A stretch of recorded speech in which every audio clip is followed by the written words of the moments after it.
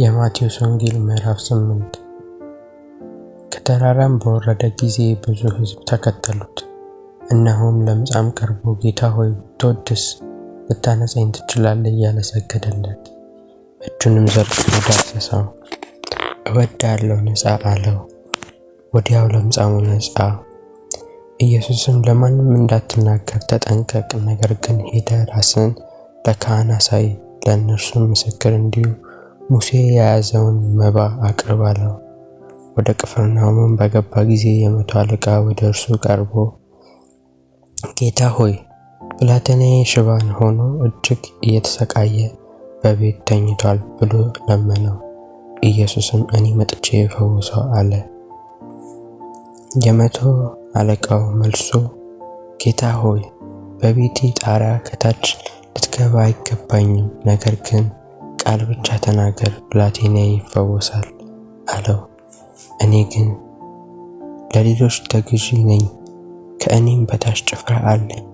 አንዱም ሂድ ብለው ይሄዳል፣ ሌላውንም ና ብለው ይመጣል፣ ባሪያዬንም ይህን አድርግ ብለው ያደርጋል አለው። ኢየሱስም ሰምቶ ተደነቀና ለተከተሉት እንዲህ አለ፣ እውነት እላችኋለሁ በእስራኤል እንኳን እንዲህ ያለ ትልቅ እምነት አላገኘሁም። እላችኋለሁ ብዙዎች ከምስራቅና ከምዕራብ ይመጣሉ፣ ከአብርሃም ከይስሐቅ ከያዕቆብ ጋር በመንግሥተ ሰማይ ይቀመጣሉ። የመንግሥት ልጆች ግን በውጭ ወደ ዓለም ጨለማ ይጣላሉ። በዚያ ለቅሶና ጥርስ ማፋጨት ይሆናል። ኢየሱስም ለመቶ አለቃ ሂድና እንዳመነ ይሁንልህ አለው።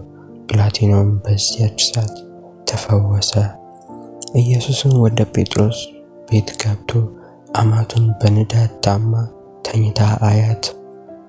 እጇንም ዳሰሰ፣ ንዳዱም ለቀቃት፣ ተነሳታም አገለገለችው። በመሸም ጊዜ አጋንንት ያደረባቸውን ብዙዎቹን ወደ እርሱ አመጡ። በነቢዩ በኢሳይያስ እርሱ ድካማችንን ተቀበለ፣ ደዌያችንን ተሸከመ የተባለው ይፈጸም ዘንድ መናፍስት በቃሉ አወጣ፣ የታመሙትን ሁሉ ፈወሰ። ኢየሱስም ብዙ ሰዎችን ሲከቡት አይቶ ወደ ማዶ እንዲሻገሩ አዘዘ። አንድ ፈጻሚ ቀርቦ መምህር ሆይ ወደምትሄድበት ሁሉ እከተልሃለሁ አለው። ኢየሱስም ለቀበሮቹ ጉድጓድ፣ ለሰማይ ወፎች መስፈሪያ አላቸው፣ ለሰው ልጅ ግን ራሱን የሚያስጠጋበት የለውም አለው።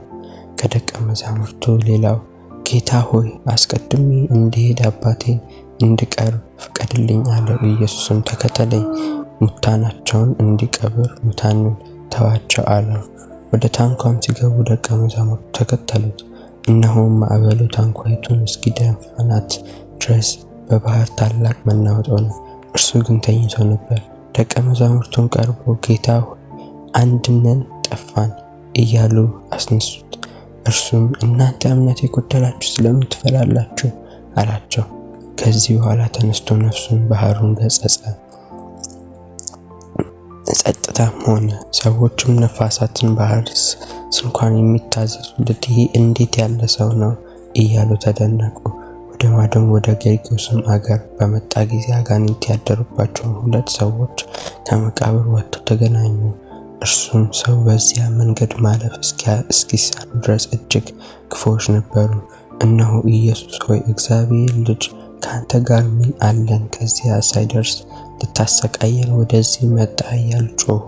ከእነርሱም ርቆ የብዙ እሪያ መንጋ ይሰማራ ነበረ። አጋንንቱም ታወጣንስ እንደሆነ ወደ እሪያው መንጋ ስደድ ብለው ለመኑት። ሂዱ አላቸው።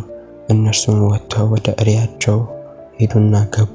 እነሆም የእሪያቸው መንጋ ሁሉ ከአፋፍ ወደ ባህር እየተጣደፈ ሮጦ በውሃም ውስጥ ሞተ። እረኞቹም ሸሹ፣ ወደ ከተማይቱም ሄደው ነገሩን ሁሉ አጋንንት ባደሩበት የሆነውን አወሩ። እነሆም ከተማው ሁሉ ኢየሱስን ሊገናኝ ወጣ። ባዩትም ጊዜ ከሀገራቸው እንሄድላቸው ብለው ለመኑት።